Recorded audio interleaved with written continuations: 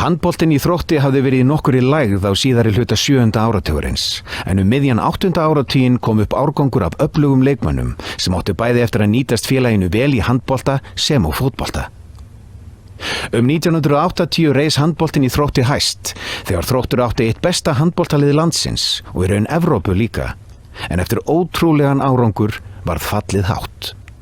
Ég var nú bara 14 ára gamall þegar ég byrjaði handbolta, það var ekkert byrja að æfa handbolta fyrir bara í 4. flokki. Þetta var ekki svona eins og 7. flokkur núna eitthvað slíkt þannig að aðstæðan voru nú ekki fyrir hend og engin hús, við vorum alltaf bara inn í Vogaskóla og það var bara eftir tvisvar einmar eftir viku eitthvað slíkt. Við vorum enda strax með ágætis liðan í 4. flokki en verðum síðan Íslandsmeistarar þegar við komum inn í 3. flokk og það var svona fyrsti stóri titillinn okkar. Þá tókum við reyndar 7 mót á einu ári í handboltanum og fótboltanum. Stór hluti af liðinu var að spila bæði handbolta og fótbolta og unnum öll mótin. Og með samanþjálfaran líka, Helga Gunnarsson. 74, það var líka skemmtilegt ár, þá spilaði ég fyrsta meistaraflokksleikinn. Þá urðum við Þróttarar nefnilega Reykjavíkurmeistarar sem var svona stórt mót þá. Það var svona alvöru mót, unnum minni með ÍR í úrslitaleik sem voru með hörkulið þá. Og á því ári spiluðum við einnig úrslitaleik í bikarkeppni á móti FH. Töpuðum honum. En það er sorglega við þetta alltaf og svo féllum við í aðra deild. Við urðum Reykjavíkurmeistarar, spiluðum úrslitaleik í bikar og féllum svo. Það var ekki alveg nóg gott. Ég fer út 77 og fer ég til Olympia Helsingborg. Ég nú bara þar í 1 ár, var þar hundleiðilegt og einmanna og þá ég 17-18. Og ég kem nú aftur bara árið eftir og framhaldinu því þá minni mig að ég held að Óli hafi komið þá, Óli H.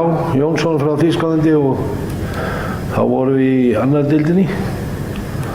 Og þá vorum við, það var svona blanda, þetta var mest Þróttarar.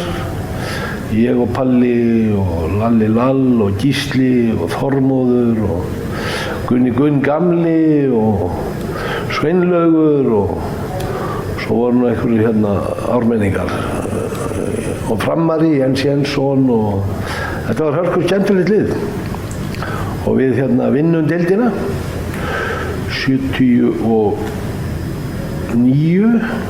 80. Förum upp 80, já. Þetta var svona, menn töluðum byltingunum þegar Bótan kom heim, það var svona svipað líka þegar Óli kom, hann kom bara með allt annað kistlu, allt annað aga. Þannig að þá fór svona skila sér betur svona árangurinn líka. Vetur var bara kapphlaup milli okkar og Víkinga og við töpum með einu marki svona eiginlega loka leiknum.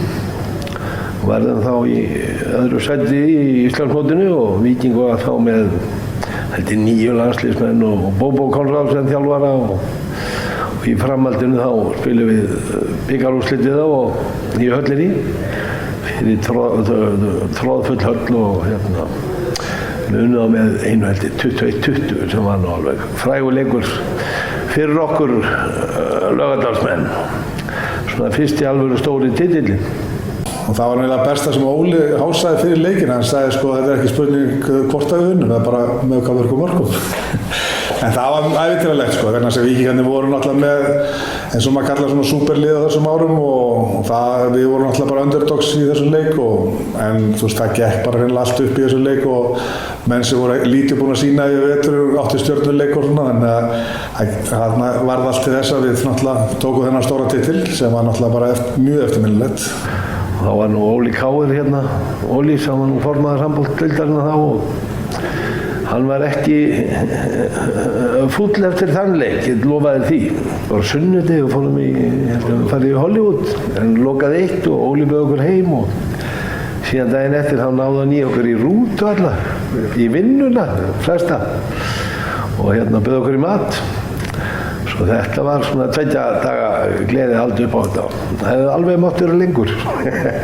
Þetta hefur alltaf verið ströggl hjá Þrótti og fleiri liðum náttúrulega með auramálin og annað og hann hélt nú á sínum tíma bingoaldarnar með bílana og allt og fékk nokkra svona sterka aðila til að styrkja okkur og við vorum náttúrulega ekki að fá fyrir þetta þannig. Við æfðum mest í Vogaskóla sem var náttúrulega alveg fáránlegt þá.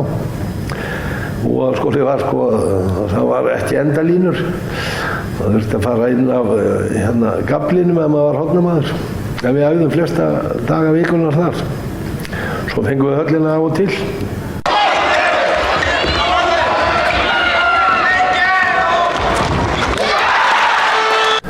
Við tókum þátt í Evrópukeppni bikarhafa haustið.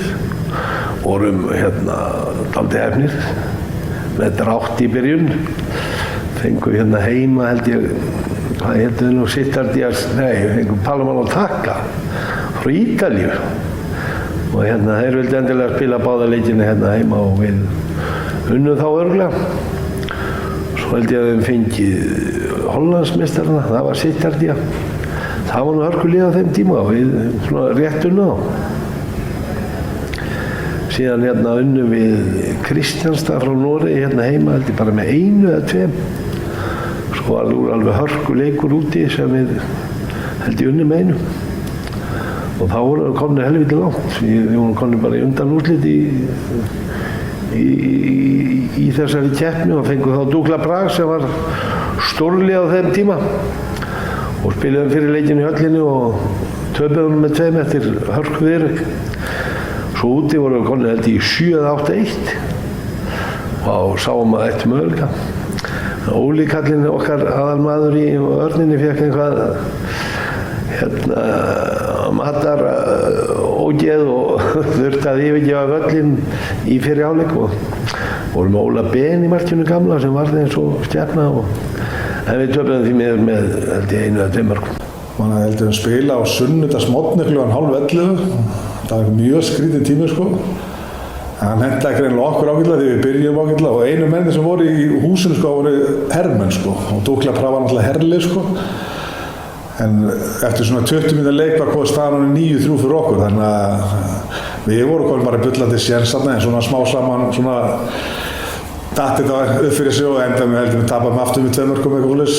Þannig en við áttum þetta ágætið séns svona ef allt hefði gengið upp. Þetta var rosa reynsla. Flestir eru bara 20 og yngri jafnvel. Svo voru nokkri gamlir svona með og Óli var að spila með okkur. Þjálfari og fekk Óla Ben sem var eiginlega hættur þá. Það er þessi fræði Oliver og Siggi Ragg var líka í markinu og þetta var alveg hörkumót og við getum alveg verið stoltir af þeim árangri.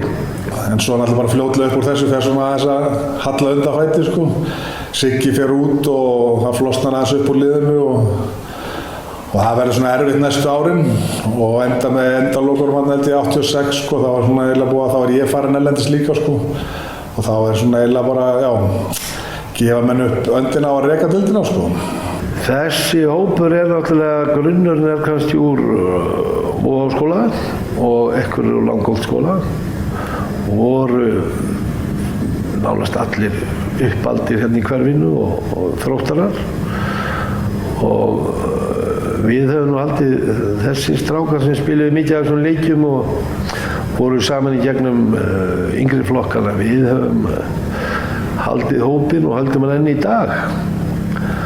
Það er eitthvað heitir nafn en ekki? Við erum Þott. Það er Óli K.R. stofnaði þann líka með okkur og þetta voru svona 13-13 þróttarar. Árið 1989 var handboltadeild félagsins lögð niður. Erfiðlega hafði gengið að fjármagna starf deildarinnar árið á undan og innan félagsins skiptar skoðanir hvernig deildin skyldi rekin. Handboltakonur héldu þó áfram að leika undir merkjum félagsins þó enginn var í handboltadeildin. En miðjan 10. áratuginn lögðu þær einnig upp laupana. Nokkur bið varð á að handbolti yrði tekin upp aftur í félaginu.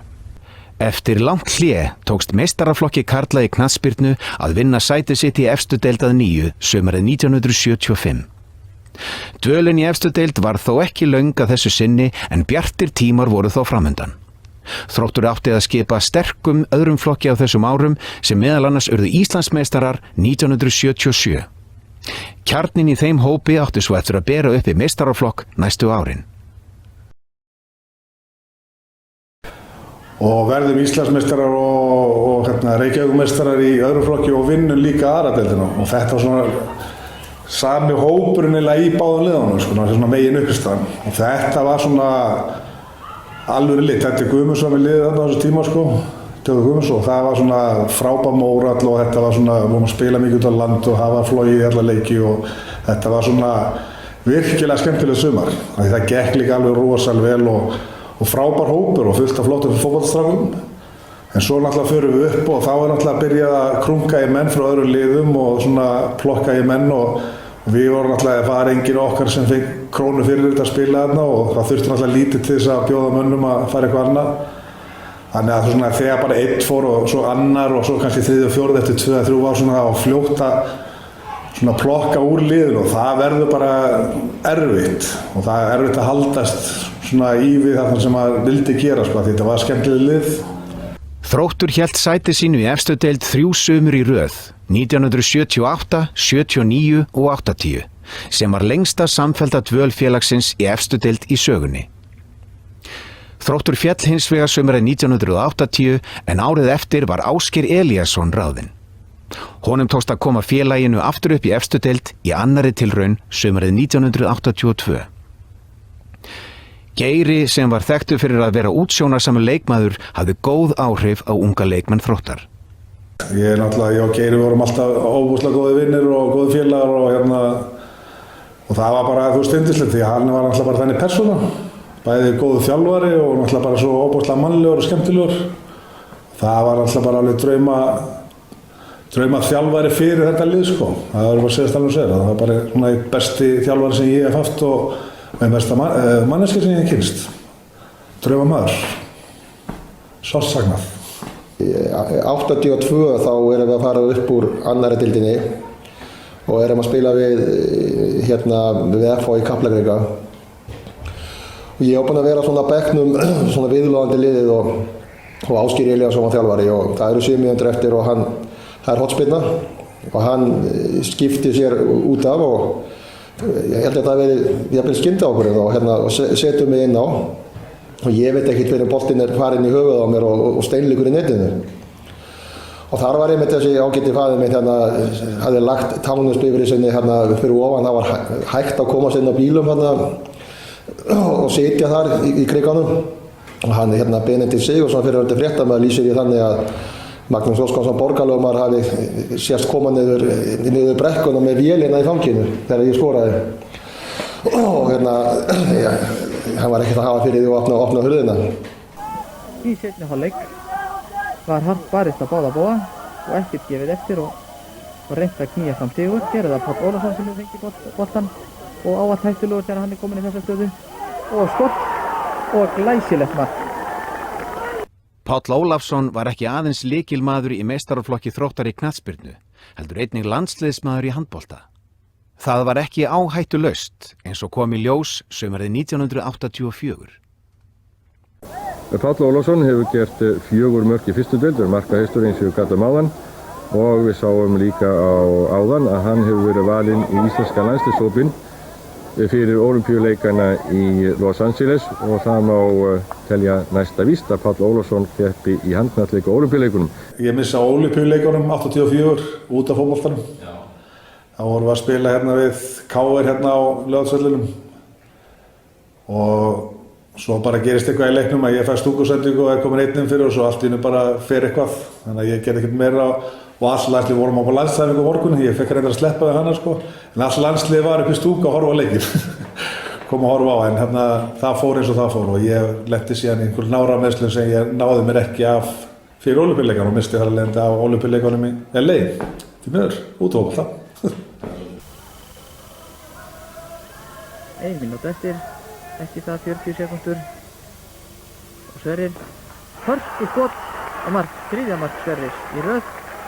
Ásgeir Elíasson stýrði Þrótti 2 sumur í efstu deild en árið 1985 lét hann af störfum til að taka við fram. Sumarið 1985 reyndist síðasta sumar Þróttar í efstu deild í bili. Svonefnt Jónsmál setti mark sitt á sumarið. Fyrsti leikur sumarsins var gegn KR. Leikurinn tapaðist en Þrótti var þó dæmdur sigur þar sem KR hefðu stilt upp leikmanni sem var í keppnisbanni. KR áfrýjaði og að lokum fór svo að úrslit leiksins voru látin standa. Í lokaleik sumarsins barðist Þróttur fyrir lífi sínu gegn Víði í Garði. Skiptar skoðanir urðu einnig þetta sumar nýja keppnisbúninga Þróttar, þar sem rendur búningsins voru færðar til og urðu skárendur. Já, þeir voru sérstakir. Vart til orða tekið.